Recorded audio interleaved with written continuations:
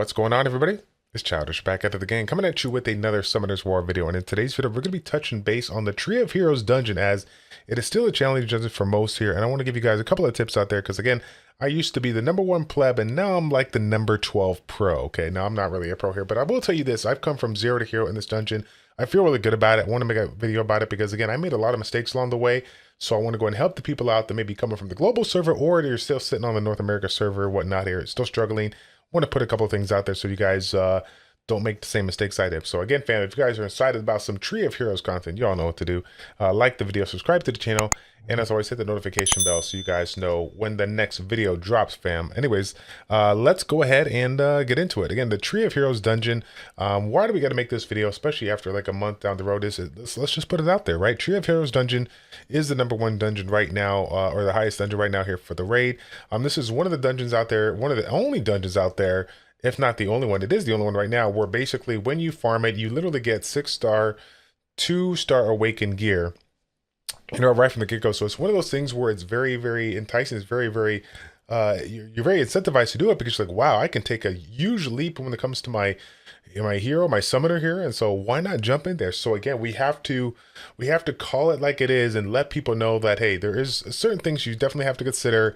And even though we've talked about this many, many times, again, I kid you not, I've been doing a lot of pubs, been successful with a lot of pubs, but the people that still have leafs that are on my server are still making huge mistake here. So I got to put it all out here for you guys in this video. So again, fam, any other snakes that I put out there or that you know about that I did not put out there, please let me know in the comment section down below so people can check out the comments here and, you know, get the assistance that they definitely deserve. Okay, I kid you not, fam. I completely, I used to be the worst when it comes to this one, the worst. So I'm happy to make this video for you guys.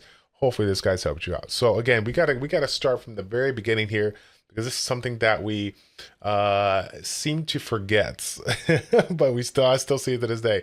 I still see people to this day trying to queue up without a damage bonus. Okay, and if it came down to any dungeon or everything that we've learned along the way is like you understand the value of the damage bonus. Getting the 25% damage is great, but more importantly, the damage mitigation from especially dungeons like this that have just a ton of damage over time and then gets amplified as the match goes on, is extremely important. If you don't have this damage mitigation as well as this damage bonus buff, it just makes things super, super rough for you. I mean, again, it doesn't matter if we're talking about Naraka, Marsh, or whatnot here. This is one of those things that you do not want to put to the side. I don't care who's coming with you and carrying you. Like, you don't even want to risk it, because literally one wipe from your party can just throw everything by the wayside here, right?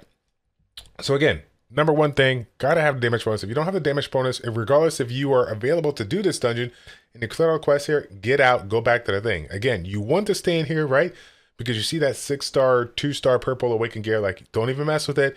Get back in the grind, go get your summoner up, go get your units up there, get that damage bonus. Now, I will say this again, and this is something that's already been pointed out multiple times. If you have the units to go ahead and get yourself in the bonus here, maybe if it's not the actual unit combination that you're looking to use, you can utilize that to put it in there, set up the bonus, and come on in there and then switch your units around here. But again, one of the next topics that we're going to talk about is effective HP, and this is something that is extremely important for this particular dungeon more so than not, because again, when it comes to just overall raw stats, we looked at a wide variety of stats to improve, you know, our damage output and this and that, whatever, over time. But I think without question, this is one of those dungeons out there, you know, outside of maybe Guild Race Rhino, where it's just as important to be as tanky as it is, you know, doing out of damage here. So for just thinking to put it out there, I don't have no math going on right now as far as like what you actually need, but I will say this, the majority of my units have anywhere from 45 to 50k HP and about 2,500 to 3k defense here. Again, some of them have a little bit more than others, so you can make it, you know, you can make or choose or whatnot here. But that is definitely one of the things that I am currently looking for. And if I don't have that, then it's gonna be like, it's gonna be kind of hard to use. So again, want to put it out there because we're gonna get in situations in this dungeon where we don't understand what happened, or maybe we missed a click, or maybe we like lost an opportunity to move properly, and you know, we lost a unit here, and you're gonna start, you know, freaking out and try to think, okay, let me throw in somebody here so I could just, you know, do some damage and or you know, fill in the void and like try to get it done. But you will realize that if the units don't have a certain amount of effective HP, a combination of that HP and defense to keep you alive, then you're gonna be at this disadvantage where you're constantly trying to revive units over and over again because you just can't avoid specific AoEs, and you just constantly get one-shotted. I was the first one to admit that when I got in the mix here, I wasn't paying attention to effective HP, and then when I randomly would use a little because of my reaction time being super flawed, what would I do? I would be like, ah, shoot, I just lost my Narinha. Let me go ahead and throw in my Naomi. And I'm like, oh, it's okay. Naomi's going to be fine, right? She does massive damage. They're looking for damage. It's going to be fine. But then I realized, wait a minute. I only got 35k HP, 2k defense here. Is this why she's getting one shot? I mean, her stats can't be bad, right? Mind you, of course, I'm missing a rune here. But she literally had less than 40k HP, less than 2500 defense. It was really bad. It was really bad here. So again, just want to throw it out there. Definitely want to be super tanky, because if you don't, you're going to be sitting here in this like little mini revive game. And you don't want, if you're not a Kina, it's going to be very, very hard for you to shuffle units over and over and over again. Okay.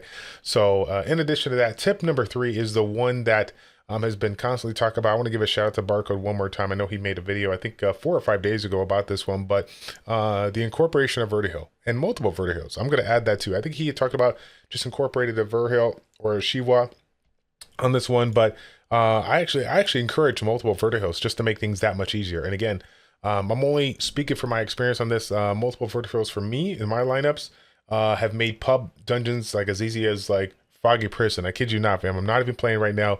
Multiple Vertihills make everything easy. And why is that? Because of the simple fact that we have that a crit res down, okay? This particular dungeon takes an absurd amount of time here. And if you do not have the crit res down, because of the fact that this guy has such a high crit resistance, it's gonna be extremely hard for you to do damage. And a crit, which internally means damage, right? Damage over time. But we set up our units to do a ton of damage here, especially our summoners out there, those Orbia players out there that are doing massive amounts of damage here. If we can't crit, we're just losing out on a lot of value here. So this is one of those things where I'm highly recommend to do it. And more importantly, even though like she was in there as an option right now, I still go for the Vertigo aspect because of the simple fact of boiling blood and having that opportunity to reduce the overall mana usage that we get, and giving ourselves an opportunity to ultimately, squeeze in that ult as well, and and create the mana cost down, the mana regen speed up, and the attack speed up for 20 seconds here. So again, guys, I'm sure you have utilized this a multiple times. This is the unit that everybody uses to get extreme amount of damage in a small amount of time here. You've heard about the Tiana Vertihill Argon combination here. This is what we're talking about. This is why they do this. This particular unit is just absolutely amazing. And so if you are one of those people out there that have this one available and are like, why in the world am I struggling this one? This would definitely be a staple to build it.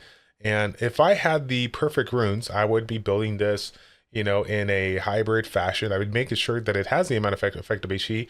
It's obviously going to have a capped out amount of crit, but I would actually try to get a little bit of crit damage in there as well, so I can make this one do a decent amount of damage as possible. But ultimately, I have realized early on in the game that early on in this particular dungeon, when I'm going alongside some of my guildies a while here, I am the one that's generally like on the lower end of the DPS here. So if it comes down to me being able to do DPS, or me being able to assist the other people out there to do DPS, I'm looking to bring in the support. I'm looking to bring in that Vertihill. Vertihill is number 1, and I'm always going to make sure that I set him up as best as possible. So again, for me personally, he's not going full damage here. I got him on like a speed, crit rate, HP.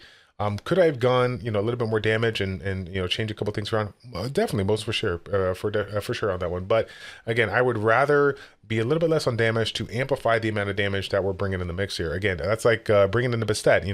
Do I bring in my own DPS that is a little bit weaker, or do I bring in a Bastet that helps out the DPS of everybody because we got that attack buff, right? It's just kind of like that kind of mindset is gonna pay dividends for you down the road. So I want to put it out there so you guys know what's kind of going on with that. Okay, so again. Vertihill's number 1. If you can incorporate 2 of them and your guys are like, and they're saying like, hey, I got a good Vertihill, I got a good Vertihill too, do it. Make it a little bit easier for you to get that high level of crit resistance down. And it just, like I said, it's just going to make things super, super easy for you down the road. And the next thing I want to talk about here is something that I think that people, they understand, but maybe they're still just kind of one of those things that they don't pay, close attention to. And that is the aspect of unit switching, right? Coming on over here as you're moving, switching out a unit while moving, avoiding stuff, and just trying to maneuver your way around while shuffling units out there. Why is this important? Because dungeons like this are dungeons that you're like, oh shoot, like everything's going good, but then I just lost units, so now I need to go over here, go over to my light units, go get my T on here, click on this one, click over here, do the revive. Now the unit's up. Let me heal them up here. Now I'm gonna go ahead and take this out, get my damage dealer back in, and now I am good to go. And all that needs to happen while avoiding whatever kind of nonsense you're seeing in the dungeon. Okay, this unit switching, whether it's doing it like this or switching your macros here to switch your soul links or whatnot, that is very important. You really got to pay attention to how you set that up, because if you're not one with your unit switching, whether it's units going from soul link to not soul link or units going from your monster box in there, you're gonna really have a hard time with this one, because this is the one dungeon out of all of them that like it's just so easy to make one brutal mistake and like use a unit or multiple units out there. And again, if you're not a Kina, it's going to be a very, very big struggle for you. So if you're not taking the time to like practice this aspect of unit switching, even though right now I'm sitting here doing it and you guys are like, oh, that's kind of silly, like why would you do that? Like, you got to be one with the unit switching, especially if you are one of those people out there that are utilizing a mobile phone, not like a PC, which makes it obviously a little bit easier for you. So again, work on your switching, super important. And I kid you not, if you guys get that down, it's going to make dungeon farming down the road a whole lot easier. Okay. Last but not least here, I want to talk about reaction time, because as you guys might have guessed, as the dungeons get stronger, the overall mechanics of the dungeon gets a little bit more interesting. And with that said, comes the aspect of reaction time. Being able to react quickly, effectively when the boss is preparing to do some massive amount of damage or AOE or whatever the case may be here. So my only suggestion for you, because obviously there's not really too much you could do outside of trying the dungeon through and through here, is utilize your seal runs, but even more importantly, like your battle supports. Because obviously battle supports are really important. Seal runs, you can do quite an extra battle supports and get yourself, I think, some extra runes or whatnot here. And I think seal runs, me personally, is the number one dungeon to really start making you dance like a boss. Because if you cannot effectively react and move fast enough for a dungeon like seal, then Tree of Heroes without question is going to be super hard for you. So again, I want to put it out there. Because like this is just one of those things where you're just like, what, why would it be silly like that? Why would I sit there and like practice and this and that, whatever? I'll tell you right now, you want to practice because ultimately you are in a group of three. They're relying on you to do work here, and this is if you can't do work, you're not going to be able to get that good gear, good points to put the shop so you can buy specific items. I mean, it's extremely important. And let's not even talk about, or let's talk about the fact that we're just talking about some aspect of dungeon here. What about your guild? What about if you get involved in a specific guild that is trying to be competitive and is looking to do well, and you need to be you're sitting here with 25 people trying to do this boss here, and you're the one that has to take on this boss and move effectively, because of some of those AoEs that are coming in with that guild boss battle. It's pretty crazy. And if you're not moving fast enough, if you're not reacting to the mechanics and what is to be expected and whatnot here, that's just gonna hurt you down the road. So again, I know this kind of video is just like a remedial training, right?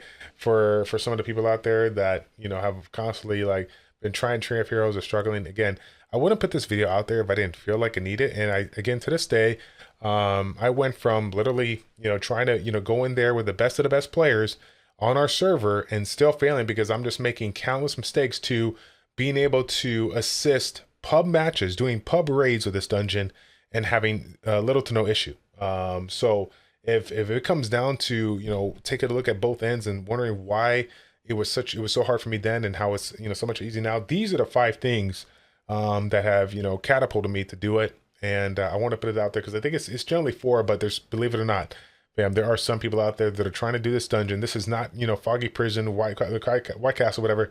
This is not a dungeon where you can get away with not having a damage bonus, right? So again, having the effective HP they want, having vertihills, if not multiple vertihills, initially tanky, but down the road, bringing hybrid so you can bring a little bit of value, a little bit of damage. Practicing that unit switching when things kind of go a little haywire, but more importantly, the reaction time and making sure that you are moving on the fly, making sure that you're paying attention to all the different mechanics of the boss here, because one misstep and you literally wipe, and that ult comes that much more quicker to, you know, get the best of you. Okay. So yeah, guys, that's gonna be it for the video. Hopefully, this particular video helped you guys just a little bit here. And again, like I said before, if you have any tips or tricks for the people out there doing Tree of Heroes, and want to put it out in the comment section down below, I really do appreciate it. Please do so, and I'll definitely look forward to take a look at it and giving you guys a couple of likes there. Obviously, if the information is valid here. So that's going to be it, fam. Thank you all so much for tuning in. It's your boy ChildishPlays checking out. Take care, and we'll see you all in the next one. We're out.